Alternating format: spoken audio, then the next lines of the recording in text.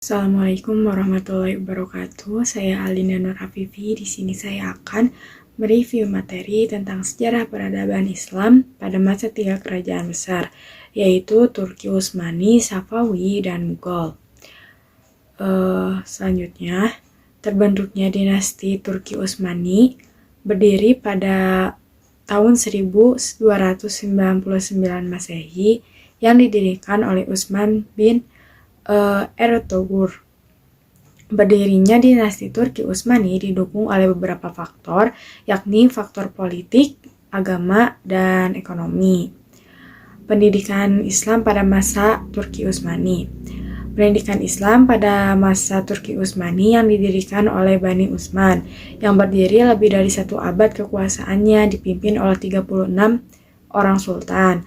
Pada masa proses perjalanannya, pola pendidikan Islam ini tidak terlepas dari setting budaya dan kondisi pada waktu itu.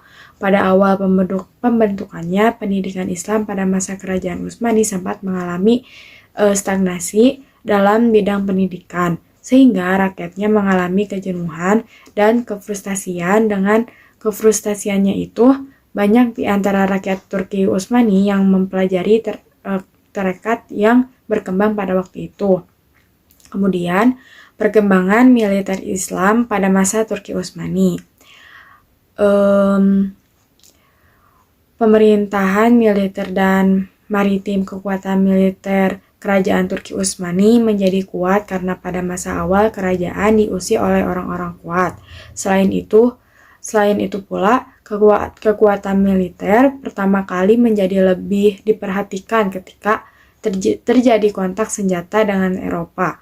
Kerajaan Turki Utsmani selain mementingkan persenjataan militer dan kekuasaan yang terbukti mampu menguasai wilayah yang sangat luas, baik di Asia, Afrika, maupun Eropa. Kemudian, kehancuran dinasti Turki Utsmani. Ada beberapa faktor penyebab utama kemunduran Turki Utsmani, yaitu salah satunya kelemahan para sultan.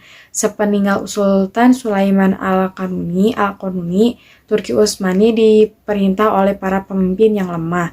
Kemudian ada dinasti Safawi. Pembentukan pemerintahan dinasti Safawi berdirinya itu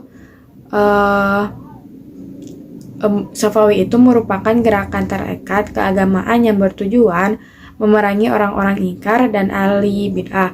Lambat laun, tarekat Safawi mulai memasuki gerakan politik. Akhirnya, pada tahun 1501 Masehi, berhasil mendirikan sebuah kerajaan. Pada dasawarsa pertama masa kekuasaannya, kerajaan Safawi sukses melakukan ekspansi wilayah yang sangat luas.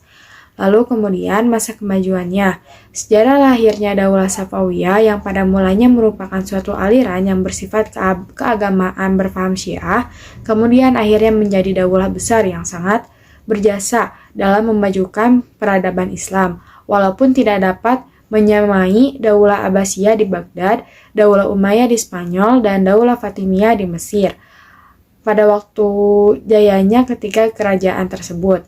Masa kemajuan selama Daulah Safawiyah berkuasa di Persia atau Iran di sekitar abad ke-16 dan ke-17 Masehi. Kemudian kemajuan ilmu pengetahuan pada Safawi, yaitu yang menonjol adalah bidang perekonomian, kehidupan seni budaya arsitektur, bidang keilmuan, dan ilmu-ilmu keagamaan. Kemudian masa kemundurannya, yaitu sepeninggal Abbas I, Daulah Safawiyah berturut-turut diperintahkan oleh 6 sultan, yaitu Safi Mirza, Abbas II, Sulaiman, Husain, lalu Tahmas, dan Abbas III. Pada masa sultan-sultan tersebut, Daulah Safawiyah mengalami kemunduran yang membawa kepada kehancurannya. Seperti Safi Mirza adalah pemimpin yang lemah dan sangat kejam kepada pembesar-pembesar kerajaan, sehingga pemerintahannya menurun secara drastis. Kemudian ada dinasti Mughal. Masa kelahirannya itu Mughal adalah sebuah dinasti yang diperintah oleh raja-raja yang berasal dari daerah Asia Tengah, keturunan Timur Leng, seorang Turki Mughal yang lahir di Kesh pada tahun 1336. Pemimpinnya dikenal sebagai seorang Muslim fanatik yang pertama kali melakukan penyerangan ke India pada tahun 1398 Masehi. Lalu perkembangan dan kemajuannya itu pada bidang ekonomi, politik dan militer, lalu seni dan arsitektur. Kemudian banyak faktor yang menyebabkan kemunduran dan kehancurannya, antara serangan dari kerajaan atau kekuatan luar. Itu yang pertama. Lalu yang kedua ada pemberontakan oleh umat Hindu. Lalu selanjutnya ada kelemahan ekonomi, lalu politik dan militer dari kekuatan imperialis Barat. Kemudian terjadi stagnasi dalam pembinaan kekuatan militer sehingga operasi militer Inggris di wilayah-wilayah pantai tidak dapat segera dipantau oleh kekuatan maritim.